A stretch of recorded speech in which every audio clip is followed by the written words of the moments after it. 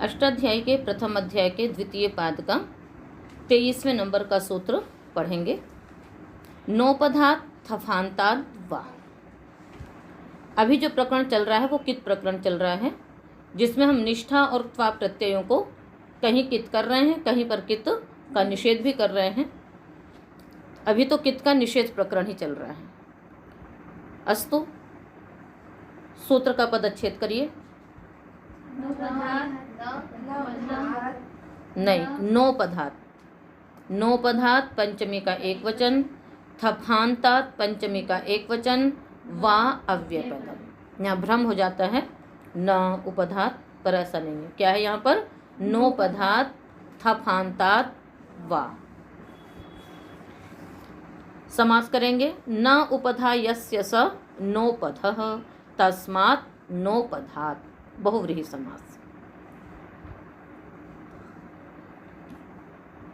थश्च फश्च इति थफौ, थफौ अन्ते यस्य स थफान्तः तस्मात् थफान्तात्। कौन सा समास होगा ये? द्वंद्व गर्भ बहुव्रीहि। थश्च फश्च इति थफौ, थफौ अन्ते यस्य स थफान्तः तस्मात् थफान्तात्।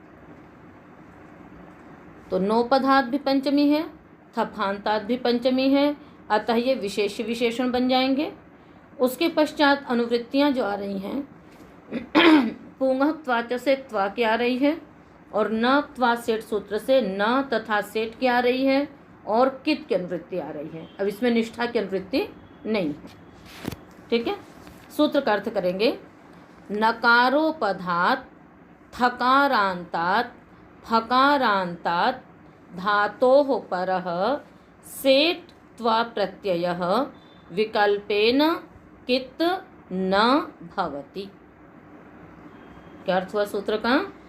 नकारोपधात थकारांतात फकारांतात च धातोः परः सेठ त्वा प्रत्ययः कित न भवति विकल्पेन।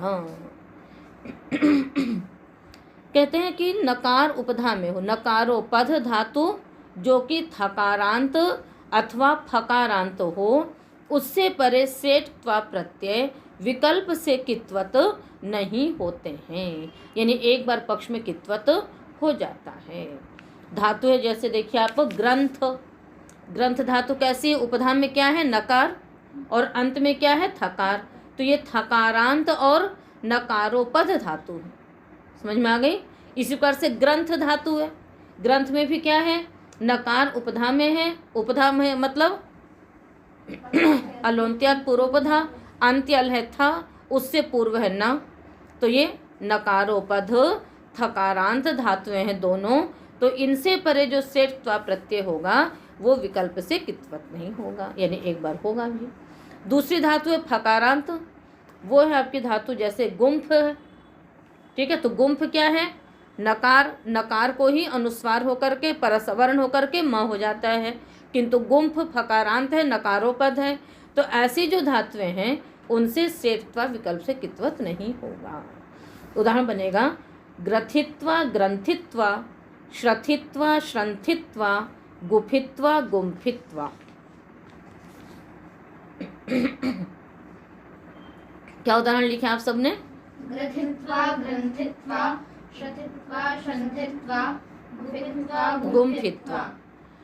तो इन सब में कित करने का प्रयोजन क्या है? देखिए, ग्रंथ धातु है, ग्रंथ धातु से हमने त्वा प्रत्यय किया, उसके पश्चात ग्रंथ त्वा और वलादी अर्धातुक होने से इटागम हो गया, ग्रंथ ई त्वा। अब यहाँ पर हम क्या करते हैं कि त्वा प्रत्यय क्योंकि कित है, अतः अनिदिताम हल उपधायाः किंगिति। इस सूत्र से आप सब परिचित हैं। सूत्र का अर्थ क्या है? अनिदितानाम अंगानाम नाम च, हलंता नाम च नहीं है, वो एक विशेष विशेषण है। अनिदिताम हलंता नाम अंगानाम उपधा नकारस्य लोपो भवति। हाँ, कितिंगिति प्रत्यय, तद्धिते नहीं है, बस किंगिति प्रत्यये परतः। कितंगित प्रत्यय परे हो तो अनिदित हलंत अंग की उपधा के नकार का लोप होता है। तो श्रंथ धातु अनिदित है। अनिदित का मतलब जिस धातु का इकार इतना गया हो। यदि अनिदिताम नहीं कहते तो क्या होता है कि जो इदित धातुओं को इदितोनुम धातु से नुम आगम इत्यादि होता है उनका भी लोप होने लगता है। तो सूत्र ने कह दिया अनिदित अंग। तो ग्रंथ श्रंथ ये सब अनिदित हैं और हलंत भी हैं। इनकी उपधा जो नकार उसका लोप होता है कब? जब कित ङित प्रत्यय परे हो। तो जिस पक्ष में त्वा को आपने कित किया उस पक्ष में तो नकार का लोप हो जाएगा। तो क्या बनेगा? श्रथित्वा ग्रथित्वा। और जिस पक्ष में आपने त्वा को कित्वत नहीं माना उस पक्ष में क्या होगा? नकार का लोप भी नहीं होगा। अतः श्रंथित्वा ग्रंथित्वा यही रूप बनेंगे। बिल्कुल यही स्थिति गुम्फित्वा और गुफित्वा में भी है कि जिस पक्ष में कित्वत होगा उस पक्ष में तो अनुनासिक नकार का लोप हो जाएगा, उपधा नकार का लोप हो जाएगा, और जिस पक्ष में कित्वत नहीं माना जाएगा उस पक्ष में नकार का लोप भी नहीं होगा। आगे बात समझ में? चलें आगे। वंचि लुंच्यरितश्च क्या है सूत्र? वंचि लुंच्यरितश्च। हाँ, वंचि लुंच्यरितः पंचमी का एक वचन च अव्यय पदम। समास करेंगे। वंचिश्च लुंचिश्च रिच्च इति वंचि लुंच्यरित तस्मात् वंचि लुंच्यरितः। वंचि लुंचि रित यणादेश हो गया तो वंचि लुंच्यरित तस्मात् वंचि लुंच्यरितः। अनुवृत्तियां वही हैं न, त्वा, सेट, कित, वा। वा की अनुवृत्ति 26 तक जाएगी। अर्थ करेंगे सूत्र का। वंचु प्रलंभने, लुंच अपनयने और रित धातु जो है वो सौत्र धातु है। सौत्र धातु का तात्पर्य होता है कि जिसका अर्थ निर्देश धातु पाठ में नहीं किया गया है किंतु अष्टाध्यायी में उन धातुओं का ग्रहण किया गया है। ठीक है, तो इसलिए उसका अर्थ भी है। रित धातु का अर्थ है घृणा, रित घृणायाम। अब सूत्र का अर्थ क्या हुआ? वंचु प्रलंभने लुंच अपनयने रित घृणायाम इत्येतेभ्यः धातुभ्यः परः सेट त्वा प्रत्ययः विकल्पे न कित न भवति।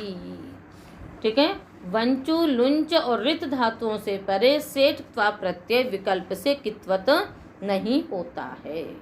ठीक है, तो यहाँ पर भी वही है स्थिति आपकी। वंच धातु है, यहाँ पर भी त्वा को कित करने का प्रयोजन क्या है? अनिदिताम हलोपधाया किंगिति से उपधा नकार का एक बार लोप होगा और एक बार लोप नहीं होगा।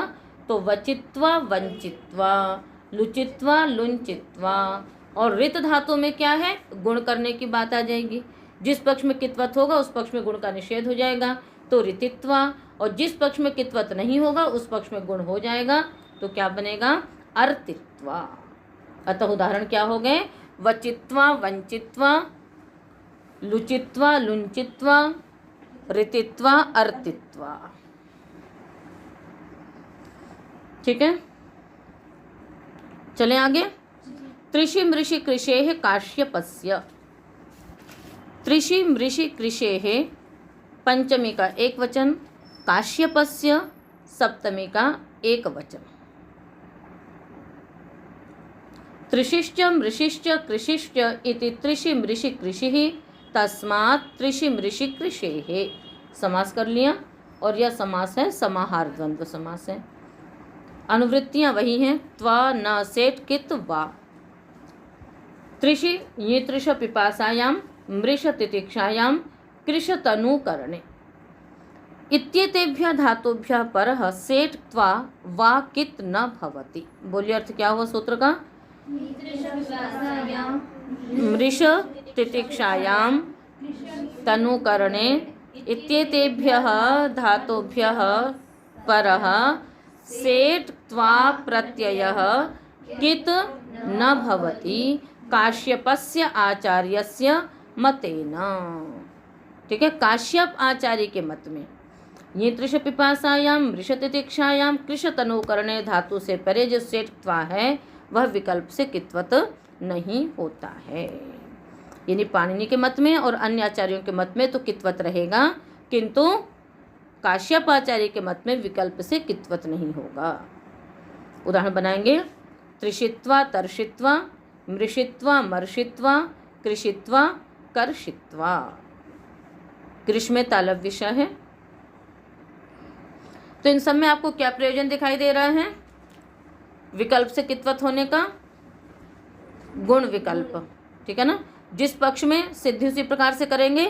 त्रिश आगे त्वा, इटागम त्रिश ईत्वा, पुनः सेठत्वा जो है ये यहाँ पर पुगंत लघु पदस्य च से गुण की प्राप्ति, त्वा के कित होने से गुण का निषेध हो गया।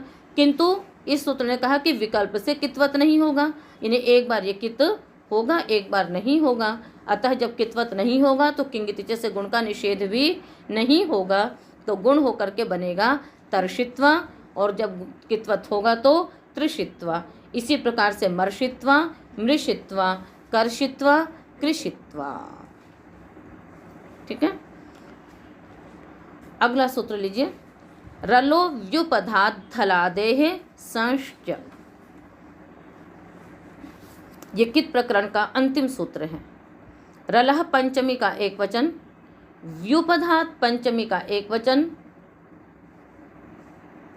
हलादेः पंचमी का एक वचन, सन प्रथमा का एक वचन, च अव्यय पदम। बोलिए पदच्छेद एक बार आप सब मिलकर के। रलह पंचमी का एक वचन, विपधात पंचमी का एक वचन, हलादेः पंचमी का एक वचन, सन प्रथमा का एक वचन, च अव्यय पदम। ठीक। यहाँ पर हम देख रहे हैं कि सन च अव्यय पदम है, संश्च ये संधि हो जाती है। ये संधि कैसे होती है? ठीक है, तो इसको आप देख लीजिए। सन आगे च है। इस स्थिति में 8वें अध्याय के तृतीय पाद का एक सूत्र है ना, इसको रुत्व संधि बोलते हैं। क्या संधि बोलते हैं? इसे रुत्व संधि बोलते हैं। वहाँ एक सूत्र है नश्छव्य प्रशान, नश्छव्य प्रशान। उसके ऊपर मतु वसोरु संबुद्धो छंदसी, इससे रू की अनुवृत्ति आती है इस सूत्र में। और सूत्र का अर्थ हो जाता है कि अम्परे छवि परतः नकारांतस्य पदस्य रुर्भवति। और अप्रशान भी है, तो प्रशान वर्जितस्य नकारांतस्य पदस्य। प्रशान पद को छोड़ करके अन्य जो नकारांत पद हैं उनको रू होता है यदि अम परक छव परे हो तो। छव में देखिए ख फ छ ठ थ च ट त इतने वर्ण आते हैं, और उसके परे भी अम होना चाहिए। तो च के बाद अम का अ है, तो इस प्रकार से अम परक छव परे हैं। और जो सन है ये नकारांत पद है, इसको क्या हो गया? रू हो गया। तो स रू च। पुनः एक सूत्र है इसी प्रकरण में, अत्रानुनासिकः पूर्वस्य तु वा। अत्र अर्थात इस प्रकरण में, यानी जहाँ हम रुत्व करते हैं उस रुत्व से पूर्व क्या हो जाता है? अनुनासिक होता है। तो जो रू से पूर्व जो स है उसको हमने क्या कर दिया? अनुनासिक। तो स रू, स रू। उसके पश्चात रू के उकित संज्ञा करेंगे। स जो शोरू से क्या कर देंगे? नहीं, रू तो है यहाँ पर। उस बाद इसको विसर्जनीय करेंगे, और विसर्जनीय करने के पश्चात विसर्जनीय से सहसा हम इसको पुनः स कर देंगे। और जब स हो जाएगा उसके पश्चात सूत्र लग जाएगा स्तोष्टुनाष्टुः। बाद में उधर चवर्ग का योग है, तो चवर्ग का योग होने पर सकार को पुनः चवर्ग, ये शकार आदेश हो गया। तो स को श होकर के क्या बन गया? संश्च। ठीक है, तो जहाँ पर भी इस प्रकार के संधियाँ देखते हैं हम लोग, तो वहाँ पर ही रुत्व संधि होती है नश्छव्य प्रशान इस सूत्र से। आगे समास करेंगे सूत्र में। रलह में तो कोई समास नहीं है। व्युपधात उश्च इश्च इति वी। व्यू है ना, तो व पहले है तो ऊ के स्थान पे व होता है, और यह बाद में है। यह किसके स्थान पे होता है? ई के स्थान पे। इसलिए हम क्या करेंगे? उश्च इश्च इति वी। कैसे वी हो गया? ऊ के स्थान पे व और ई तो रह गया, तो वी और द्विवचन में क्या बन गया? वी। फिर वी उपधे यस्य, यानी ई अच के परे रहते ऊ को आपने यणादेश कर दिया तो वी बन गया। फिर जब वी का जो ई है उसको उपधा के ऊ अच के परे रहते ई को भी यणादेश हो जाएगा, इसलिए फिर वो व्युपधा बनता है। तो वी उपधे यस्य स व्युपधः। समझ में आया आप सबको? पहले उश्च इश्च ऊ और ई अच के परे ऊ को यणादेश हो गया तो वी बन गया, और फिर वी का जो ई है उसको यणादेश हुआ उपधा के अच के परे रहते तो व्य बन गया, ऊ उसमें मिल गया तो व्युपध बन गया। ठीक है, वी उपधे यस्य स व्युपधः तस्मात् व्युपधात्।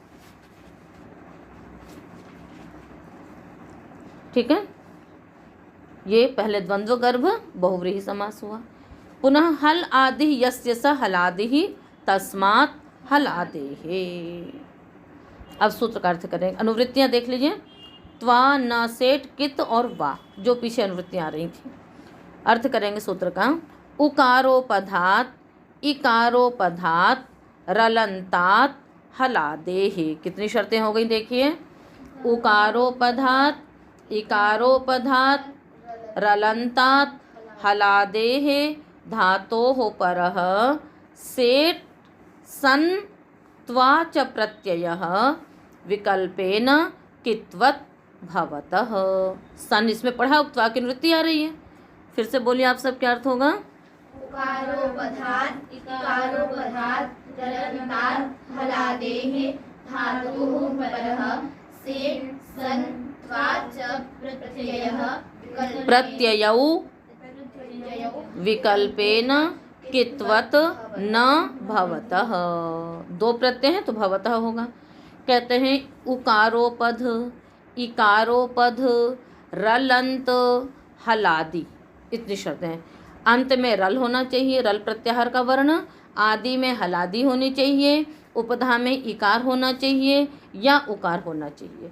ऐसी यदि धातु है तो उससे परे जो क्या है सेठ त्वा और सन है वो विकल्प से कित्वत नहीं होते हैं। उदाहरण देखिए, उकारोपथ का द्युतित्वा द्योतित्वा, इकारोपथ का लिखित्वा लेखित्वा, ये त्वा में हो गया। सन का है दिद्युतिशते दिद्योतिशते लिलिखिशति लिलेखिशति। तो द्युत धातु देखिए कैसी है, हलादी है, रलंत भी है। रलंत के अंतर्गत बस हा या व तीन वर्ण छूटे, हा या व छोड़ करके सारे वर्ण आ गए तो त उसके अंतर्गत आ ही गया। तो रलंत भी है, हलादी भी है। और द्युत उपधा में क्या है, उकार है। तो उकारोपध हलादी रलंत धातु है, इससे उत्तर जो सेठ त्वा है वो विकल्प से कित्वत होगा। तो जिस पक्ष में कित्वत होगा उस पक्ष में गुण नहीं होगा, जिस पक्ष में कित्वत नहीं होगा उस पक्ष में गुण हो जाएगा। तो क्या बनेगा, द्युतित्वा द्योतित्वा। ठीक है, इसी प्रकार से लिख भी धातु उसी प्रकार की है तो लिखित्वा लेखित्वा, ये इकारोपध का हो गया। अब सन में आ जाइए, दिद्युतिशते दिद्योतिशते। सिद्धि करेंगे। धातु आपकी द्युत, सन की सिद्धि आप पढ़ चुके हैं इसलिए संक्षेप में करेंगे हम।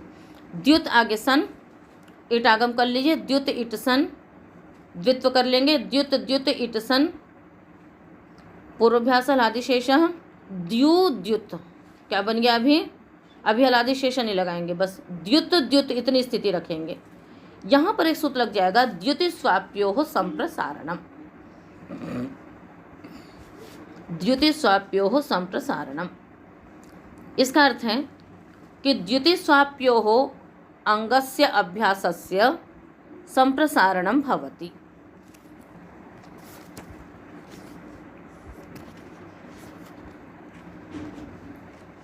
द्युतिस्वाप्योः अंगस्य अभ्यासस्य किं भवति, संप्रसारणम भवति। ठीक है, तो यहाँ पर देखो क्या है, द्युत अंग, उसका जो अभ्यास उसको संप्रसारण होगा। संप्रसारण किसको होगा, द्युत में या को क्या संप्रसारण होगा, ई। अब स्थिति क्या रहेगी, लिखिए आप लोग, द ई और ऊ तो है ही, उस नहीं है, ई या को ई हो गया और ऊ है तो दी ऊ, क्या संप्रसारण हुआ? दी ऊ, आगे त, यही स्थिति रही ना, दी ऊ त, आगे द्युत इट सन, ये स्थिति है। अब इसमें संप्रसारणाच्य लगाएंगे। संप्रसारणाच्य लगेगा तो क्या हो जाएगा? ई और ऊ को पूर्व रूप होकर के दी बन जाएगा, तो दित द्युत हुआ। अब हलादि शेष लगा दीजिए, आदि हल शेष रहा, ता का लोप हो गया तो दी द्युत बन गया, दी द्युत ईसा। अब यहाँ पर सन को जब कित्वत किया उस पक्ष में गुण का निषेध हो जाएगा, पुगंत लघुपद हस्य से गुण की प्राप्ति होगी तो, अतः गुण ना होकर के क्या बनेगा? दिद्युत ईस, दिद्युतिस, आदेश प्रत्यय लगा लेंगे तो दिद्युतिश, दिद्युतिशति, ठीक है ना, आत्मनेपदी है इसलिए दिद्युतिशते। और जिस पक्ष में सन को हम कित्वत नहीं करेंगे उस पक्ष में क्या हो जाएगा? गुण का निषेध नहीं होगा, अतः वहाँ गुण हो जाएगा तो क्या बन जाएगा? दिद्योतिशते। तो एक ही सूत्र विशेष ध्यान में देना है, द्युति स्वाप्यो संप्रसारणम, तो या को संप्रसारण, फिर ई और ऊ पूर्व रूप होंगे, उसके पश्चात हलादि शेष लग करके दिद्योतिशते।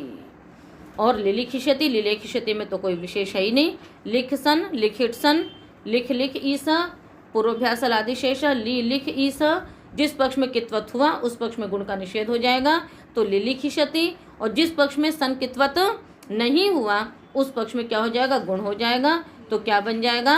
लिलेखिष्यति, ठीक है। तो इस प्रकार से लिलिखिष्यति, लिलेखिष्यति, ठीक है। तो रलो व्युपधात हलादे संश्च में जो धातुएं लेनी है उनमें धातु रलंत होनी चाहिए, हलादी होनी चाहिए, इकारोपद होनी चाहिए या उकारोपद होनी चाहिए। तो ऐसी धातुओं से उत्तर जो सेठ, त्वा और सन प्रत्यय हैं वे कित्वत नहीं होते हैं। तो इनमें सर्वत्र कित का प्रयोजन क्या रहा? गुण का, कित्वत करने से गुण का निषेध, और जब कित्वत नहीं रहा तो उस समय गुण हो जाएगा। तो इस प्रकार से ये कित प्रकरण आपका समाप्त हुआ, जिसमें से सर्वप्रथम तो नित भिन्न प्रत्यय गित्वत किए गए, उसके पश्चात अपित सार्वधातुक गित्वत हुआ, फिर अपित लिट कित्वत हुआ, उस त्वा को ही कित का निषेध कर दिया, और फिर सन को भी कहीं पर कित कर रहे हैं, कहीं लिंग सिच कित्वत हो रहे हैं। तो जो प्रत्यय गित नहीं है उनको गित्वत करना, जो प्रत्यय कित नहीं है उनको कित्वत करना। तो ये सब क्या है? उसके समानता का अतिदेश देना। तो ये सारे सूत्र आपके अतिदेश सूत्र थे। गांकुटा दिव्यो निंगित सूत्र से लेकर के रलो विपधाल हलादे संश्च सूत्र तक सारे सूत्र क्या हैं? ये अतिदेश सूत्र हैं। तो इस प्रकार से ये कित प्रकरण आपका समाप्त हुआ।